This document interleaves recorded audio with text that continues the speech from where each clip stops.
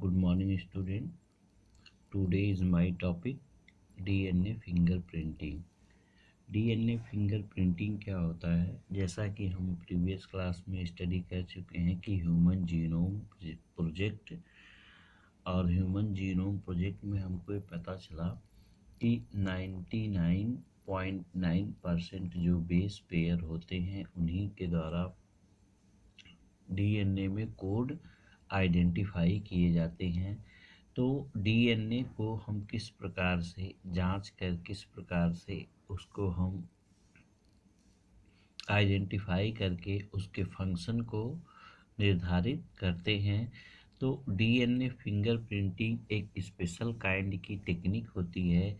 इसमें हम किसी भी डीएनए को आइसोलेट करते हैं। तो डीएनए फिंगरप्रिंटिंग सबसे पहले डॉक्टर एलिक जेफरी के द्वारा ये टेक्निक डेवलप की गई। किसके द्वारा? डीएनए फिंगरप्रिंटिंग जो है doctor Alick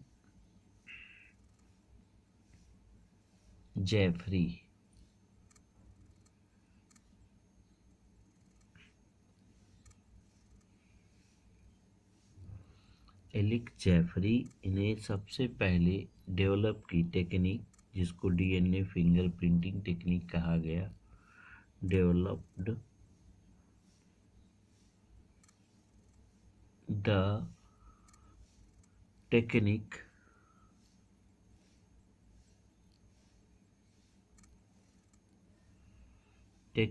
of DNA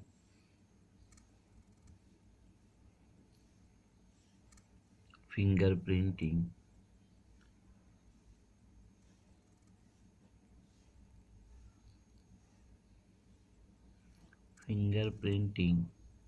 in an attempt to identify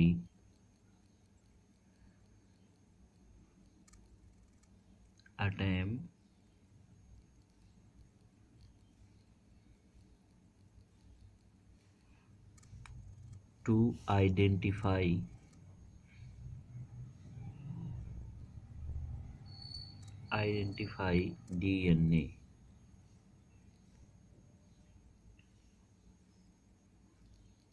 marker for inherited disease.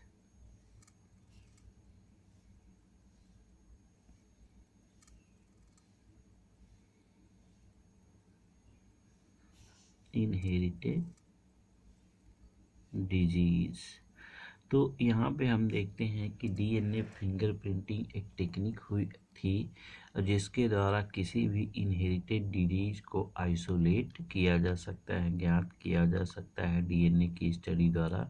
तो डीएनए फिंगरप्रिंटिंग सबसे पहले डेवलप की गई डॉक्टर एलिक जेफरी के द्वारा। ठीक है ना। डीएनए फिंगरप्रिंटिंग को यूज किया जाता है किस लिए? इसमें 4 टाइप के जो न्यूक्लिक एसिड होती हैं, डीएनए न्यूक्लिक एसिड, उसके यूज से हम 60 न्यूक्लियोटाइड को सेपरेट करते हैं। ठीक है, उसको सेपरेट करेंगे, बात समझ में आई? और उसी के रिपीटेबल या रिपीटेड, जिनको हम variable of number of tandem repeats भी कहते हैं, तो वो मार्कर की तरह कार्य करते हैं। और ये वेरी ही, ठीक है ना, ये हर एक पर्सन में जो डीएनए का फिंगरप्रिंटिंग होता है, क्योंकि सबका डीएनए स्लाइटली कुछ न कुछ चेंज होता है, तो इसमें जो वेरी आती है, हर एक पर्सन का डीएनए एक दूसरे से क्या होता है, भिन्न होता है।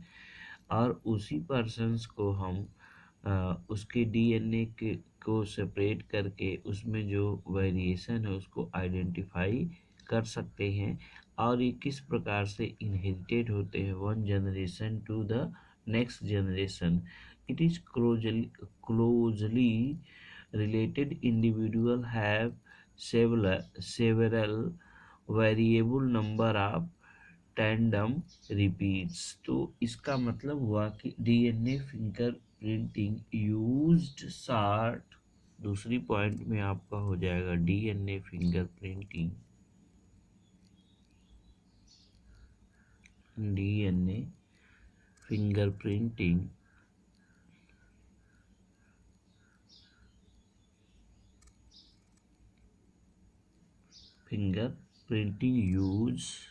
uses short nucleotide repeat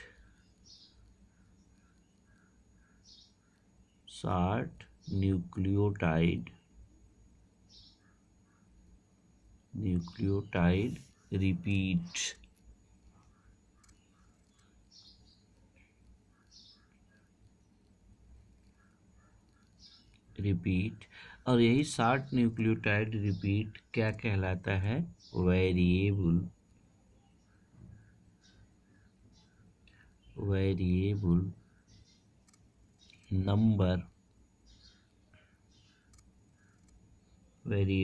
number और इसी को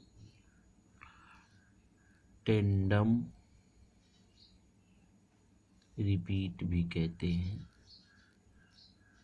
ठीक है, तो डीएनए फिंगरप्रिंटिंग में हम किसी भी शॉर्ट न्यूक्लियोटाइड की रिपीटेड यूनिट को आइडेंटिफाई करते हैं और ये variable number of tandem repeat इसको कहा जाता है, variable number of tandem repeats.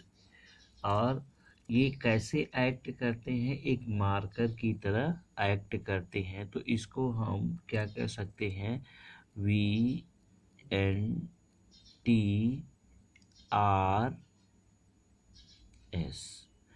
Variable number of tandem repeats unit. ये एक्ट एज मार्कर के रूप में होता है। कैसे होता है? मार्कर्स, ये मार्कर की तरह से होते हैं। ये vary from person to person, और ये हर पर्सन में अलग अलग होते हैं।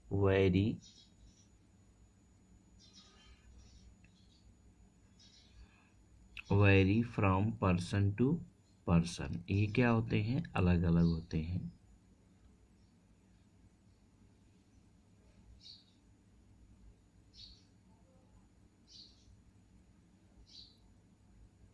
Vary from person to person,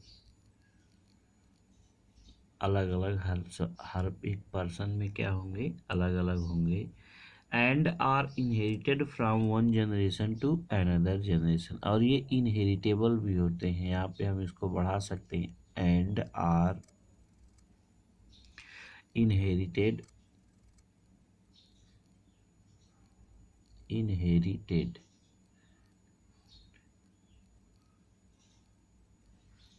from one generation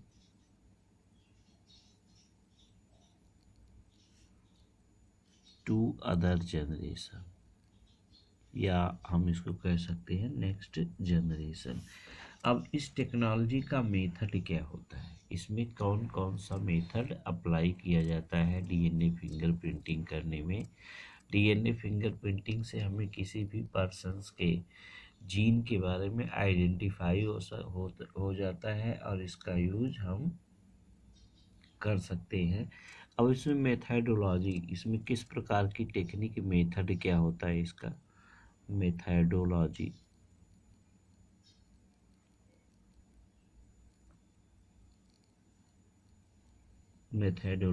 and technique.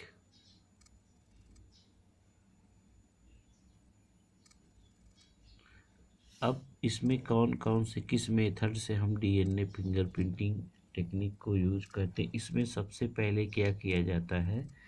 DNA is isolated and extracted from the cells or tissue by centrifugation. इसमें सबसे पहला जो प्रोसेस होता है, किस प्रकार से हम डीएनए की फिंगरप्रिंटिंग करते हैं? तो सबसे पहले DNA is isolated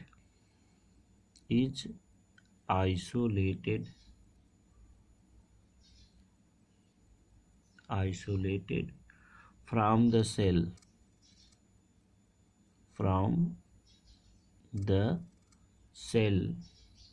or tissue।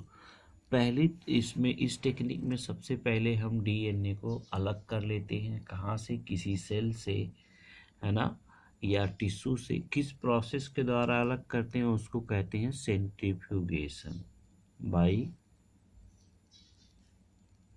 Centrifugation. ठीक है। अब दूसरे प्रोसेस में हम क्या करते हैं? By the process of polymerase chain reaction, by the process. अब क्या करते हैं? पॉलीमरेज चेन रिएक्शन एंजाइम के थ्रू उसकी हम क्या करते हैं? कॉपी को प्रोड्यूस करते हैं। ठीक है ना? By the process of polymerase chain reaction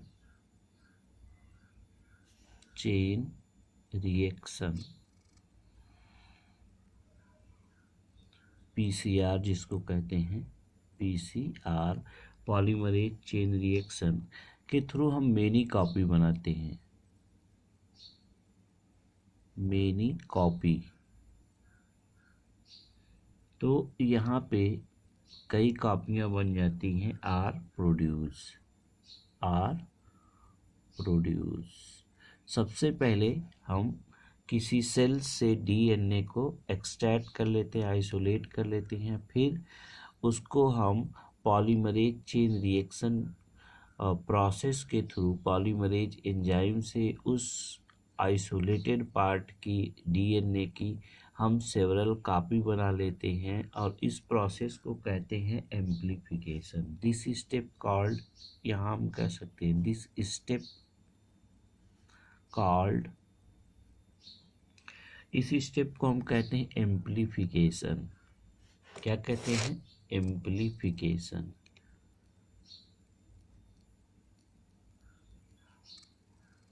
अब इस स्टेप को हम क्या कहेंगे? एम्प्लीफिकेशन। फिर इसके बाद हम तीसरे स्टेप में क्या करते हैं कि DNA is cut into small fragment. फिर इसके बाद उस जो बना हुआ है तो उसको हम स्मॉल छोटे छोटे पीस में काट लेते हैं। DNA is cut into small pieces. तो उसको हम छोटे छोटे भागों में क्या कर देते हैं? काट देते हैं, स्मॉल पीसेस, या उसी को हम कह सकते हैं फ्रेगमेंट। छोटे छोटे टुकड़ों में उसको डिवाइड कर देते हैं। ठीक है ना? By treating with restricted endonuclease, और इसको हम ट्रीट करते हैं। फिर क्या करते हैं? बाय ट्रीटेड विथ, इसके द्वारा रेस्ट्रिक्टेड एंडोन्यूक्लिएज एंजाइम के द्वारा, by treated with restricted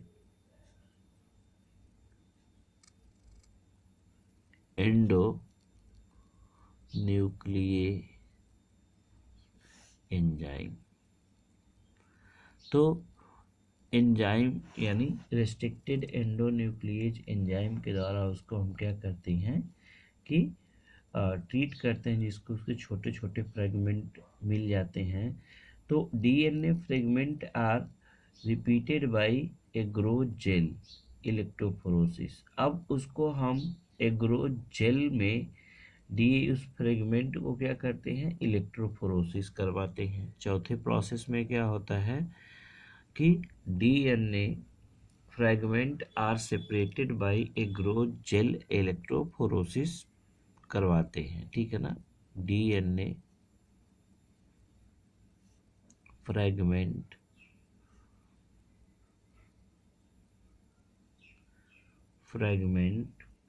are separated, फिर उसको सेपरेट करते हैं, separated by it grows gel electrophoresis, इसके द्वारा एक grows jail electrophoresis.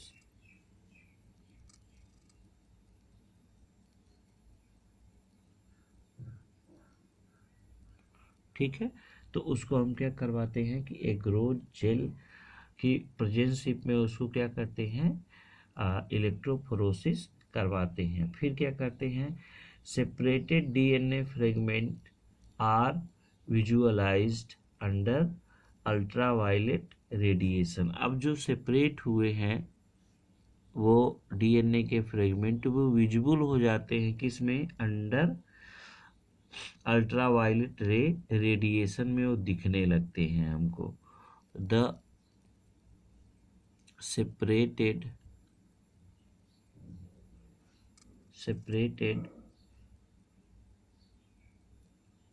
DNA fragment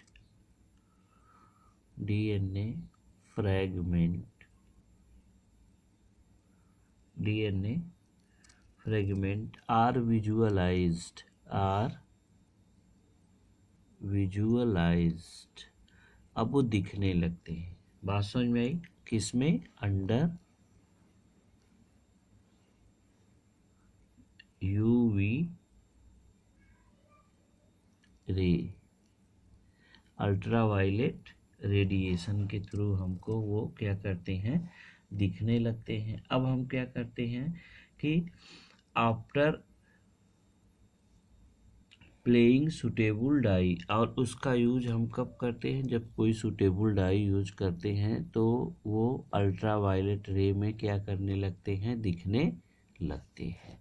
अब इसके बाद का जो प्रोसेस होता है उसमें हम क्या करते हैं कि DNA is transferred from electrophoresis plate to nitrocellulose और नाइलॉन मेंबर शीट। अब जो सेपरेट किया हुआ डीएनए है उसको हम प्लेस करते हैं किसी दूसरे पर। तो अब देखिए, चलिए आगे देखते हैं हम कि नेक्स्ट टॉपिक में क्या होता है। तो नेक्स्ट में क्या करते हैं हम कि जो सेपरेटेड डीएनए फ्रेगमेंट है वो विजुअलाइज जाते हैं। तो नेक्स्ट टॉपिक में जो उसका अगला है, ये टॉपिक नंबर 6, तो इसमें क्या होता है कि the DNA is transfer from electrophoresis plate to, अब इलेक्ट्रोफोरोसिस प्लेट से हम क्या करते हैं, DNA is transfer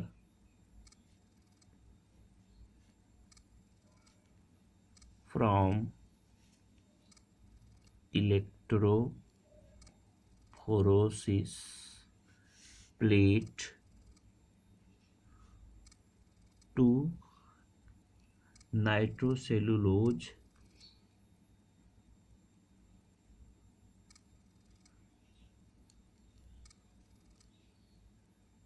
OR nitrocellulose और nylon member sheet, nylon member sheet.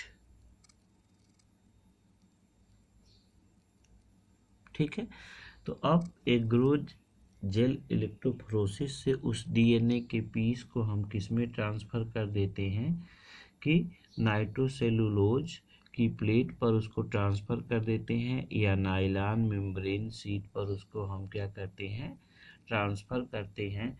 तो नाइट्रोसेलुलोज की जो प्लेट होती है इस पर ट्रांसफ़र करने का जो प्रोसेस होता है उसी को ही हम क्या कहते हैं, सदर्न ब्लॉटिंग। क्या कहते हैं, this is called southern blotting.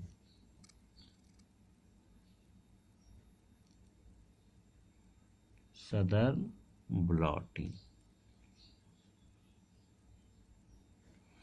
अब इसके बाद हम क्या करते हैं कि जो VNTR यानी वेरिएबल नंबर टेंडम रिपीट्स जो होते हैं, ठीक है ना, now probes are added with bind to specific nucleotide sequence and complementary to them. This is called hybridization. अब जैसे VNTR आपको मिल गया, ये 7th स्टेप में VNTR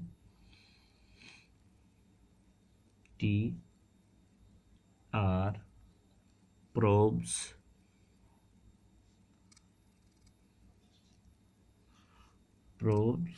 are now added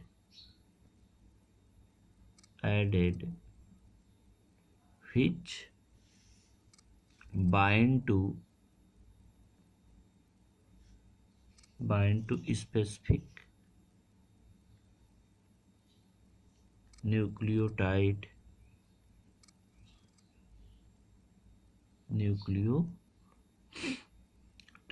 sequence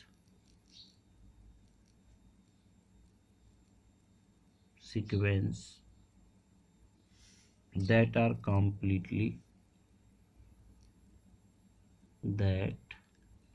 complementary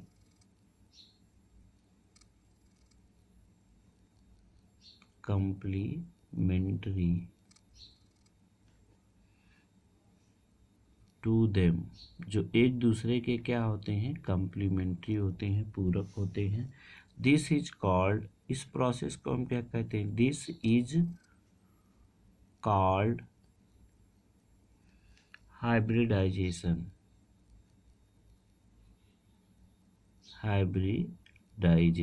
इसको हम क्या कहते हैं, हाइब्रिडाइजेशन कहते हैं. अब ये क्या होता है, the hybridised DNA fragment are added by ऑटोरेडियोग्राफी.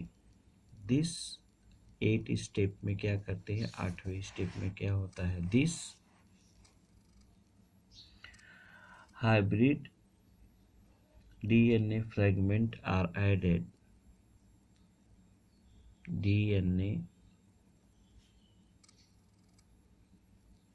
fragment are detected.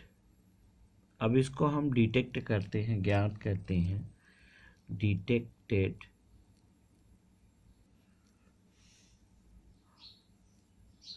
ऑटोरेडियोग्राफी bye autoradiography. ठीक है.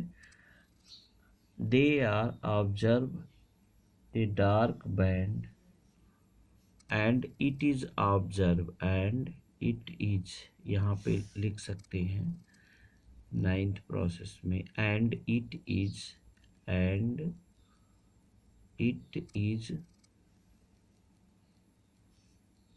Observe as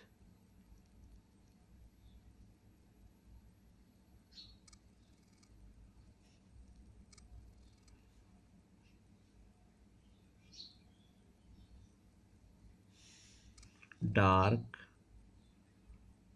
band on X-ray film. तो एक्सरे फिल्म पर ये डार्क बैंड में एराइज होते हैं. फिर इसके बाद जो आपका है ये DNA फिंगरप्रिंटिंग कंप्लीट हो जाता है. तो इस प्रोसेस में पूरे 10 स्टेप लगते हैं. उस 10 स्टेप में सबसे पहले हम क्या करते हैं, अगर हम पहली बात करें तो सबसे पहले क्या करते हैं कि DNA को आइसोलेट करते हैं. ठीक है ना. DNA आइसोलेट हुआ फ्रॉम सेल, एक सेल से क्या करते हैं, ले लेते हैं. दूसरे स्टेप में हम ये करते हैं कि उस DNA का हम पॉलीमरेज चेन रिएक्शन करवाते हैं. क्या करवाते हैं, पॉलीमरेज चेन रिएक्शन. ठीक है ना, PCR. तो उसकी कई कॉपी बनाते हैं, तो जिसको हम कहते हैं DNA पॉलीमरेज चेन रिएक्शन. ठीक है. और जब डीएनए पॉलीमरेज चेन रिएक्शन हो जाता है तो उस प्रोसेस को एम्प्लीफिकेशन कहा जाता है, ठीक है ना। अब तीसरे स्टेप में क्या करते हैं कि जब एम्प्लीफिकेशन हो जाता है, उसकी कॉपी कई बन जाती हैं, तो उन सारी कॉपियों को हम रेस्ट्रिक्टेड एंजाइम से छोटे छोटे फ्रेगमेंट में डिवाइड कर देते हैं। अब उसको हम क्या बनाएंगे, तीसरे स्टेप में फ्रेगमेंट बनाएंगे। फ्रेगमेंट यानी छोटे छोटे टुकड़ों में उनको क्या कर देंगे, डिवाइड कर देंगे। तो अब ये क्या हो जाएंगे कि छोटे छोटे टुकड़े में डिवाइड हो जाएंगे। यहाँ पर एक एंजाइम होती है जिसको कहते हैं रेस्ट्रिक्टेड एंडोन्यूक्लिएज। अब फिर चौथे स्टेप में हम क्या करेंगे कि एग्रोज जेल इलेक्ट्रोफोरेसिस करवाते हैं। क्या करवाते हैं, एग्रोज, यहाँ ध्यान दीजिएगा, चौथे स्टेप में क्या कराते हैं, एग्रोज जेल इलेक्ट्रोफोरेसिस, इलेक्ट्रोफोरेसिस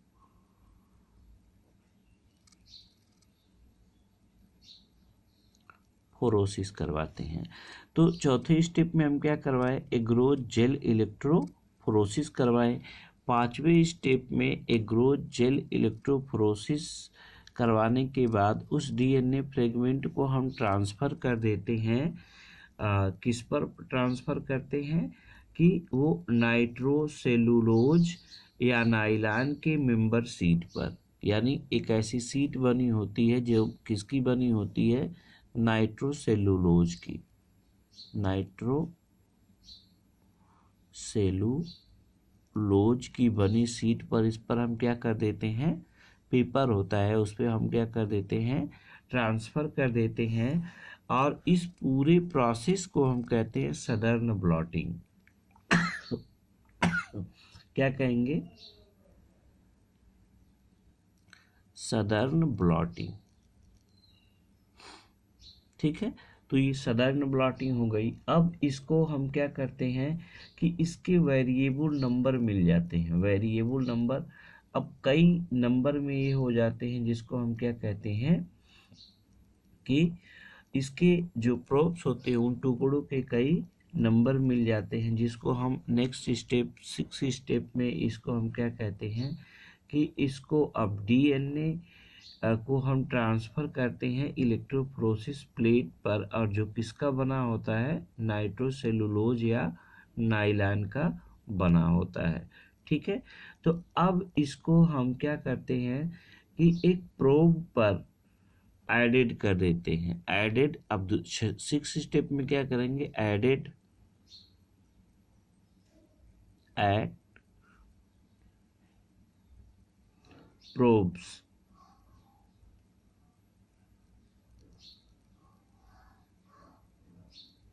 ठीक है। तो अब ये जो है उसको हम एडिट कर देते हैं और bind to specific nucleotide sequence से ये क्या करने लगते हैं, जुड़ने लगते हैं। और जब स्पेसिफिक सीक्वेंस से जुड़ने लगते हैं तो ये जो छोटे छोटे टुकड़े होते हैं जो जुड़ने लगते हैं डीएनए के जो अलग हुए हैं, तो उसी को हम क्या कहते हैं, हाइब्रिडाइजेशन, हाइब्रिडाइजेशन कहेंगे यहाँ पर। तो हाइब्रिडाइजेशन हो जाता है। अब इस हाइब्रिड डीएनए फ्रेगमेंट को हम डिटेक्ट करते हैं। क्या करते हैं, 7वें स्टेप में जो हाइब्रिड डीएनए फ्रेगमेंट है, ठीक है ना, हाइब्रिड डीएनए फ्रेगमेंट, ठीक। तो ये हाइब्रिड डीएनए फ्रेगमेंट क्या किए जाएंगे कि इस प्रकार से लिए जाएंगे, ठीक है। तो ये क्या हो जाएगा, टोटल हाइब्रिड डीएनए जो फ्रेगमेंट है, ठीक है, ये एक्सरे के द्वारा एक फिल्म बनाते हैं, एक चित्र बनाते हैं, और उस चित्र का हम आइडेंटिफिकेशन करते हैं जो एकदम सेम होता है, ठीक है।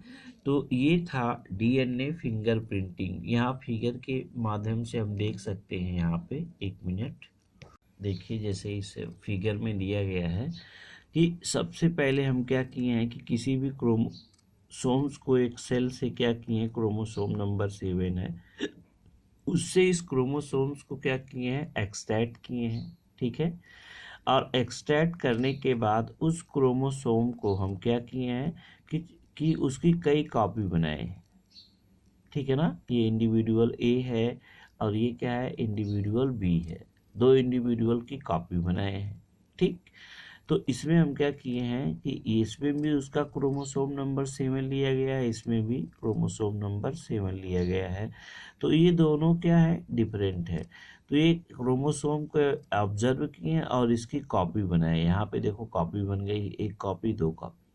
ठीक है, तो यहाँ पर भी उसकी क्या किए हैं, कॉपी बनाया गया है। तो ये डीएनए फ्रॉम इंडिविजुअल ए और ये डीएनए फ्रॉम इंडिविजुअल बी। ठीक है, ये भी उसी इंडिविजुअल किसी दूसरे इंडिविजुअल के 16वें क्रोमोसोम्स का एक, ये इससे भिन्न इंडिविजुअल के 16वें क्रोमोसोम का है।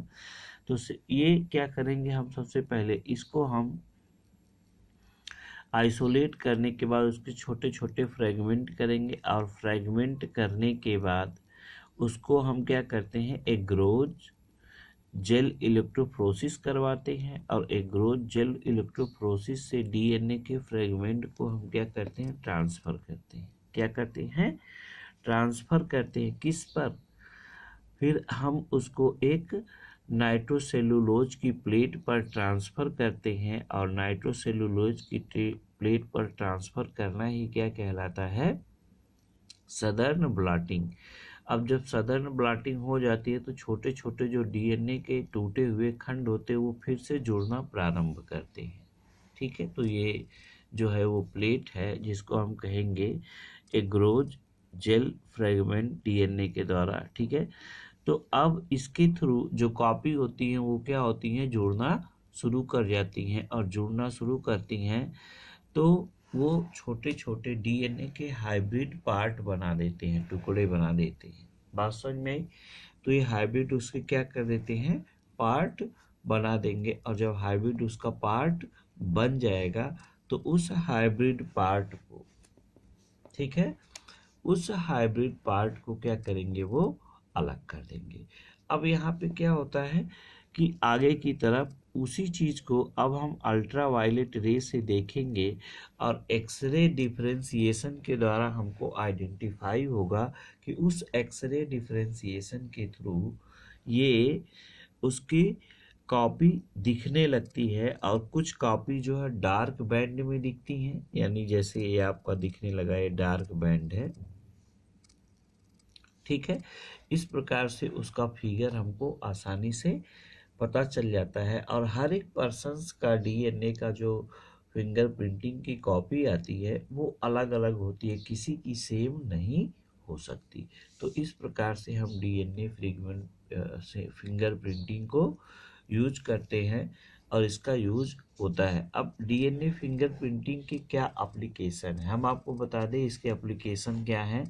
कि जो एप्लीकेशन है डीएनए फिंगर प्रिंटिंग का, तो application of DNA finger printing, it is used as a tools for forensic test to identify criminals. इसके द्वारा हम किसी भी क्रिमिनल्स को आइडेंटिफाई कर सकते हैं। इस टेक्निक या इस टूल का यूज हम इसलिए करते हैं कि किसी भी लाइक दैट कोई क्रिमिनल है वो जुर्म किया है या नहीं किया, उसको हम क्या कर सकते हैं, साबित कर सकते हैं। तो it is used as tool in forensic test to identify criminals. It is used to settle partly displays and it is used to determine population and genetics diversity to study evolution. इसका use हम evolution में कर सकते हैं, किसी crime को पकड़ने में कर सकते हैं। तो ये क्या है, application of DNA finger printing. तो इस प्रकार से पूरा आज डीएनए फिंगर प्रिंटिंग और जो आपका मॉलिक्यूलर इनहेरिटेंस चैप्टर है वो क्लियर हो गया। अब इसकी एक्सरसाइज आप लोग करेंगे और फिर इसके साथ ये पूरा टॉपिक समाप्त हो गया। तो 2 यूनिट आपकी फिनिश हो गई है। जो इसके बाद का चैप्टर है इवोल्यूशन, वो आपके सिलेबस से डिलीट कर दिया गया है, इसलिए हम नेक्स्ट यूनिट आपको नेक्स्ट दिन से स्टार्ट करेंगे। ठीक है, तब तक के लिए धन्यवाद।